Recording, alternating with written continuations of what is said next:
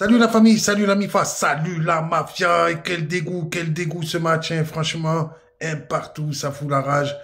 Vraiment, cette première mi-temps, elle reste en travers la gorge, parce que les Messins ils faisaient rien, mais ils ont rien fait même du match. Hein, le bus, tout juste, ils attendent, ils sont tous derrière, ils attendent un 5-4, laisse tomber le bus. Et puis, franchement, ils font rien, quoi, mais rien de rien. Nous, on a des actions. Bon, les frappes, c'est les frappes qui suivent pas, quoi. Bon, voilà, Aubameyang, il fait des frappes à ras de terre, là, qui n'ont rien donné. Derrière, il y a Unai, il a deux belles actions, il est foire aussi, mais lui, c'est carrément dessus, à côté. Ça fout la rage. Et puis, à la 30e minute, ça fout la rage aussi, parce que Gigot, on se demande pourquoi il ceinture le joueur, alors que pour moi, il est dernier défenseur, mais ça se joue à tellement peu de choses. Parce que Klose, il est presque à la même ligne que lui. Et puis, l'arbitre, dans un premier temps, ben, il lui met un carton jaune. Et puis, finalement, il va aller voir la VAR. Et en allant voir la VAR, il décide de mettre carton rouge pour Gigot. Catastrophe dès la 30e minute. L'OM se retrouve à 10 contre 11, la famille. Et puis là, donc, ben, Gattuso obligé de faire un changement. Il fait rentrer Meïté. Il sort Harit, hein, donc il choisit de se passer d'un milieu de terrain et de laisser les trois attaquants. Donc, qui est Aubameyang à gauche, Mumbagna et Ndiaye à droite. Et finalement, on a cette action aussi là qui m'a mis la rage. À un moment donné, super centre de Aubameyang.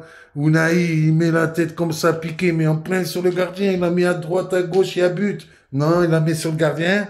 Et puis, il y a aussi ce qui prend la tête.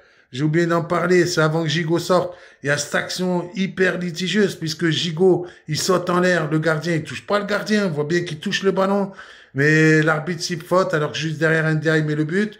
Bon, là, on aurait pu au moins avoir la VAR, au moins on aimerait qu'il y ait la VAR, si c'est litigieux. Non, il n'y a pas de VAR. Et puis c'est pareil aussi, à Mumbagna, à un moment donné, il a une action chaude. Bon, il est dans la surface de réparation. Bon, et on le crochette par derrière. Et il y a pas de VAR non plus. Les joueurs ont réclamé la VAR, mais il n'y a pas de VAR non plus. C'est à chaque fois pareil. Nous, la VAR, elle est jamais utilisée pour nous. Donc ça, c'est quand même, c'est vraiment plus que rageant. Deuxième mi-temps, on se dit les Messins ils vont attaquer à gogo. Maintenant ils sont un de plus. Non, non, ils attendent, toujours ils attendent.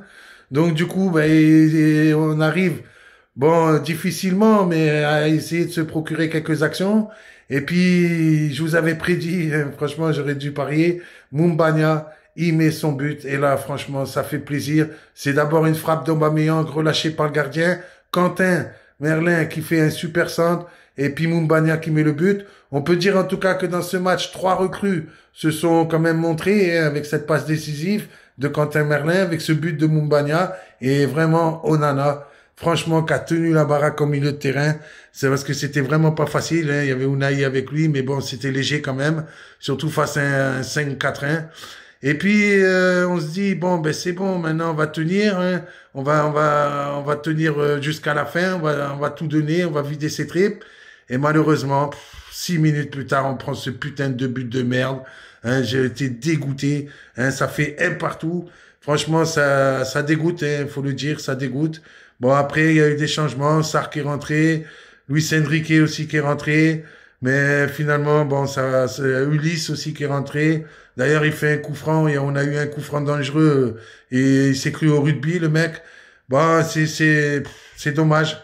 Franchement, c'est vraiment dommage parce que on espérait vraiment mieux. On voulait cette victoire. C'était super important pour remonter au classement. Malheureusement, on va encore se contenter d'un match nul. Je vous rappelle que Metz, c'était quand même sur 8 défaites d'affilée en comptant la Coupe de France. Et que là, on se retrouve avec un partout. Donc maintenant, les données sont simples. Hein. Il va falloir aller gagner à Brest. Et on sait que ça va pas être facile. Hein. On sait que Brest, il tourne bien cette saison.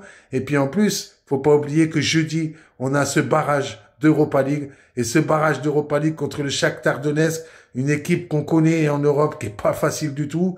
En plus, bon, ils jouent pas chez eux, ils jouent à Hambourg. Donc on va aller jouer en Allemagne là-bas. On va aller les affronter. Il faudra pas perdre le match aller. Hein, puis il faudra gagner le match retour. C'est comme ça que je vois les choses. Enfin, on verra bien. Mais ce qui est sûr, c'est que maintenant, en championnat, on doit faire une série de victoires. On doit aller gagner à Brest. On doit renverser la tendance. Et puis voilà, hein, c'est tout ce qu'il nous reste à faire. Faire une série, voilà, 3, 4 matchs. Moi, il y a 4 matchs là qui sont abordables.